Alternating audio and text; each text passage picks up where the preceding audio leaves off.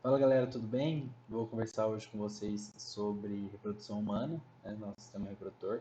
Não é um assunto que costuma cair em vestibular, mas alguns conceitos eu queria que vocês guardassem, que vocês entendessem para responder outras questões também, tá? Então vamos lá. Então a gente sabe que o ser humano ele é formado por células somáticas diploides, né?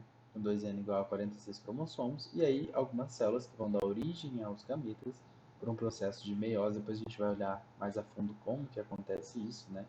Essa gametogênese. Então, a mulher ela tem o gameta dela que é o óvulo, com 23 cromossomos, e o homem o espermatozoide com 23 cromossomos também. E aí ocorre a fecundação. Na fecundação é formado um zigoto. Esse zigoto vai sofrer várias mitoses e desenvolver, né, no feto e depois no adulto e assim sucessivamente. Então, o sistema reprodutor masculino, basicamente, o sistema reprodutor masculino ele vai ser formado então pelo pênis, pelo testículo e pelo epidídimo, né, assim como o canal deferente, a vesícula seminal e a próstata e a uretra. Perfeito? Essas são as principais estruturas que vão compor o sêmen, né, com os espermatozoides e tudo mais. A gente vai dar uma passada rapidinha nelas, entender a função de cada uma. Então vamos lá. Começando do pênis, né? O pênis ele é o órgão reprodutor copulador masculino, então ele que é usado no ato sexual. E ele também está envolvido no processo de excreção da urina, né? Que diferente do sistema reprodutor feminino que a gente vai ver mais pra frente, que existem orifícios separados para urinar e para reprodução sexual, o homem não, ele divide o mesmo canal, tá? Escroto ou saco escrotal. Então é uma bolsa de tecido muscular, né? Aquela bolsa que fica pendurada e também de tecido epitelial, certo? E aqui está contido os testículos, o epidídimo, né? E a primeira porção do ducto deferente. A gente vai ver depois o que cada um faz, o que é cada isso, tá? Aqui é interessante que ele regula a temperatura dos testículos. Por quê? Porque para a produção, aqui ele produz espermatozoide e precisa estar numa temperatura ideal, né? Mais fria que dentro do corpo. Por isso, os testículos eles ficam para fora do corpo, não internos, tá? Então aqui falando dele, o testículo, né, ele é a gônada, é a glândula sexual masculina. Então os testículos eles são responsáveis por produzir tanto as células reprodutivas, né, que são os espermatozoides, quanto a testosterona, que é o hormônio masculino. E aí a gente vai ver como que é essa reprodução daqui a pouquinho.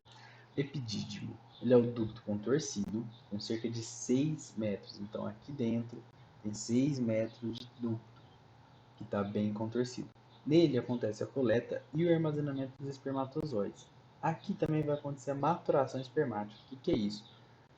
As células elas vão deixar de ser aquela célula padrão que a gente conhece, uma célula redondinha, com núcleo no meio, para se transformar nos espermatozoides que a gente também conhece, que tem aquele rabinho, né, que é o flagelo dele, toda aquela conformação diferenciada.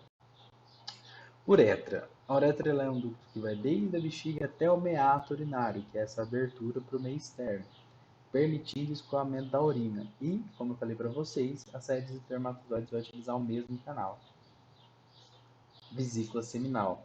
São as glândulas que vão produzir um líquido viscoso e alcalino, que é chamado líquido seminal. Esse líquido ele vai se misturar com o líquido que vem lá da secreção da próstata, certo? E aos espermatozoides. Então, o sêmen ele é um conjunto de tudo isso, do líquido seminal, da secreção prostática e dos espermatozoides. E a próstata ela é uma glândula exclusiva do homem e a função é produzir o fluido prostático. Esse fluido prostático ele tá relacionado com os espermatozoides mais potentes, mais fortes, assim como algumas substâncias que vão fortalecer eles, que vão dar condições para que eles possam executar a função de fecundar o óvulo. Glândula bulbo-uretral. Essa glândula é um problema, né? Não está aqui marcada na figura, né? Mas a glândula bulbo-uretral, o que, que é? Ela é uma glândula bem pequena, localizada atrás da próstata, embaixo, aliás, perdão, e ela é responsável pela esterilização da uretra antes da ejaculação. Então, antes da ejaculação, tem uma liberação, né, do líquido da glândula bulbo-uretral para lubrificar o canal, para limpar, tirar qualquer resíduo que tiver da urina. E aonde que está a questão? No coito interrompido, ou seja, aquele tirar o pênis antes de ejacular, caso tenha tido alguma ejaculação recente, esse líquido pode levar a passagem do canal, ele pode levar espermatozoides e pode acontecer uma fecundação indesejada antes do cara ejacular de fato, né? Levando os espermatozoides que já estavam presentes aqui no ducto, né? Na uretra, perdão. Falando um pouquinho da questão da ereção, como funciona, né? Então aqui a gente tem um pênis cortado e aí a gente consegue ver que ele é basicamente formado por músculos. A gente tem aqui os corpos cavernosos, né? E o corpo esponjoso. Então basicamente entra sangue, enche de sangue aqui os músculos e aí o pênis fica ereto, certo? A glande, ela é uma dilatação do pênis, né, na sua porção mais distal, e o prepúcio é uma camada de pele que recobre a glande. Quando esse prepúcio ele é exagerado, ele é muito, né, a gente tem aquele caso que a gente chama de fimose. Produção dos espermatozoides. Vamos ver como que funciona isso aqui. Os espermatozoides, eles são produzidos na vida intrauterina, ou seja, quando os rapazes que estão ouvindo isso, quando vocês eram bebê dentro da barriga da mãe de vocês, já estava começando o processo de formação dos espermatozoides, tá? Os espermatozoides em si, eles começam a ser reproduzidos a partir da puberdade, né? Mas as células que vão dar origem a eles já começam a ser produzidas lá na vida intrauterina. A gente vai ver no próximo slide. E aqui é interessante a gente falar que os espermatozoides são produzidos durante toda a vida, ou seja, até o último suspiro do homem, ele está produzindo espermatozoide. A não sei que aconteça algum outro problema secundário, enfim. Mas basicamente é isso. Eu vou falar para vocês, né, dessas células aqui já no próximo slide, mas aqui eu quero destacar duas outras células extremamente importantes. As células de Leydig estão aqui próximas da produção do espermatozoide, como vocês estão vendo, e as células de Sertoli, tá? São essas células aqui, esse espaço roxo aqui é o citoplasma dessa célula de Sertoli. Então, basicamente, o que é? As células de Leydig são células que elas vão se encontrar entre os túbulos seminíferos, perfeito? E elas são responsáveis pela produção de testosterona. Então, as células que vão produzir testosterona são as células de Leydig, estimuladas por um hormônio chamado LH, que é o hormônio luteinizante. Certo? E as células de Sertoli, que aqui tem esse núcleozinho mais nesse formato aqui mais roxo, e aqui o citoplasma dela, que a gente está vendo, elas são as células do interior do testículo, tá?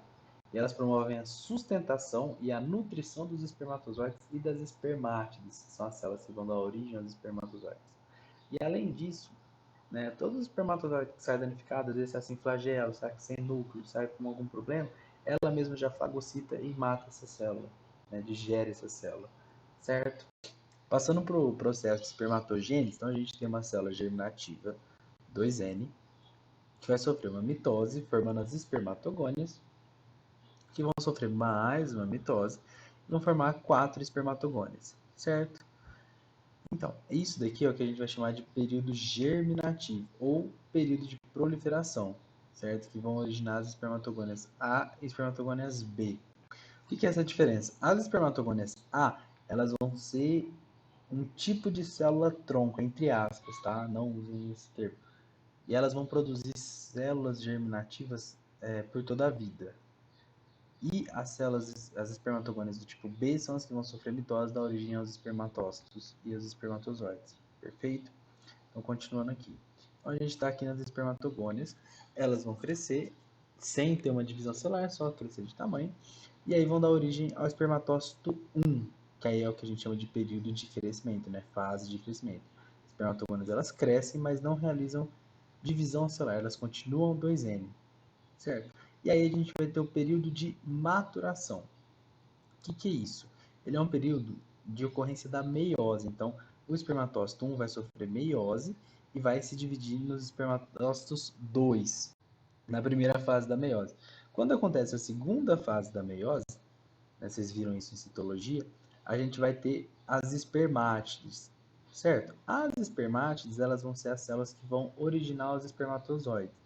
Então, o que vai acontecer? A gente vai entrar no período de diferenciação, também chamado de espermiogênese, né? E nessa fase as espermátides elas vão ser transformadas nos espermatozoides. O que é isso?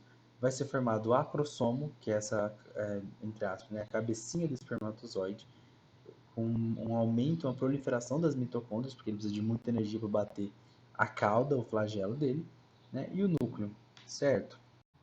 Sistema reprodutor feminino. Vamos falar dele um pouquinho agora.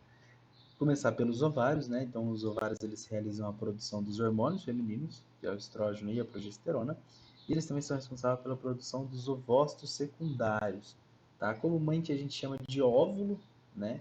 Mas na verdade é um ovócito. Óvulo é só depois que ele está fecundado, perfeito? E aí esse ovócito é lançado para a tuba. Então, uma vez por mês, né? Um dos ovários, então um mês é o ovário direito, outro mês é o ovário esquerdo, né? No geral, lança para o interior da tuba um ovócito. Em situações que a mulher precisa arrancar um dos ovários, ela continua ovulando, ela continua tendo seu ciclo, só que o ciclo ele é espaçado. Então, ao invés de ser ali basicamente na faixa dos 26, 28 até 30 dias, esse ciclo ela começa a ovular a cada 45, 40 dias na média. Tubas uterinas. Bom, as tubas são tubos ductos musculares que vão transportar o ovócito 1 expelido pelo ovário através dela até chegar no útero, certo? Que aqui é onde vai se dar o desenvolvimento da gestação, certo? A fecundação ela ocorre nesse trajeto. Geralmente é nos 2/3 finais aqui da tuba, mas pode acontecer tanto antes quanto depois, às vezes até no útero mesmo, tá? O útero. Então, o útero ele é o órgão situado na cavidade pélvica, ele é oco e ele tem uma musculatura espessa e rico em glândulas, certo? É aqui que o óvulo vai se fixar e vai ficar aqui, vai crescer aqui na parede uterina até o fim da gestação. Vagina. Bom, a vagina ela é o canal, tá? Onde o pênis vai se alojar durante o ato sexual, certo? Ela conecta a vulva com o colo do útero, né? E é aqui nesse colo que a gente vê as infecções, as principais infecções. E aqui, então, ela vai ser a parte interna do órgão genital feminino, sendo aqui a vulva a porção externa do órgão genital feminino. Olhando um pouquinho mais para dentro do útero, a gente vai ter aqui, então, a cavidade uterina, e aí a gente vai ter o endométrio e o miométrio, tá? O que são isso? São as divisões das camadas musculares do útero. Então, o miométrio, ele é a camada média, não é médica, tá, gente? Desculpa, tá errado aqui. Média do útero, composto por músculo liso. Então, é ele que vai fazer as contrações no momento do parto por meio de alguns hormônios, como ocitocina, por exemplo, tá? O endométrio, então, ele é a camada mais interna, né, mais próxima da cavidade uterina, formada por um tecido epitelial altamente vascularizado. E aí ele reveste toda essa cavidade uterina, tá? É ele que vai alojar o embrião e vai nutrir esse embrião durante todo o seu desenvolvimento. Como ele é extremamente vascularizado, todos os meses, quando não ocorre a fecundação, ele vai descamar e vai descer, que é a menstruação. Dando uma olhadinha rapidinho em como que acontece a ovogênese, né? Na mulher, ele é um pouco diferente do que acontece no homem. Aqui a gente vai ter os períodos também, né? Só não tem o período de diferenciação, porque não vai formar um esperma. Então a gente tem as células germinativas 2N, que elas vão dar origem às ovogônias. Essas ovogônias vão sofrer mitose e vão dar origem a duas ovogônias diploides, 2N. É semelhante ao que acontece nos homens, formando as espermatogônias, né? Bom, aí vai crescer sem uma divisão celular, que é o período de crescimento, e vai dar origem ao ovócito 1, certo? Que também é diploide, 2N. E esse ovócito 1, ele vai sofrer a primeira etapa da meiose. E aí ele vai se dividir em duas células M. E aí é interessante falar que é o seguinte, ele não termina a formação do óvulo, que é aquilo que eu falei para vocês, ele vai ficar em ovócito 2. Ele só vai se tornar óvulo, que ele só vai completar essa meiose 2, né, essa segunda fase da meiose, se for fecundado. Se não for fecundado, ele vai ser expelido, ele vai ser ou morto na sua fase de ovócito 2. Se fecundado, né, na divisão da meiose 2, a gente vai formar aqui as 4 células. O que é interessante aqui falar? Das 4 células formadas, só uma é funcional, só uma vai ser o óvulo de fato, né, que vai ser liberado. As outras 3 são chamados corpúsculos polares. E aqui, ressaltar que nem eu comentei no sistema masculino, todas as ovogônias, né, elas já são formadas nas mulheres desde o útero. Então, quando as meninas nascem, elas já nascem com uma quantidade contada de ovogônias. Certo? Bom, pessoal, o que eu tinha para falar para vocês era isso. Muito obrigado e bons estudos.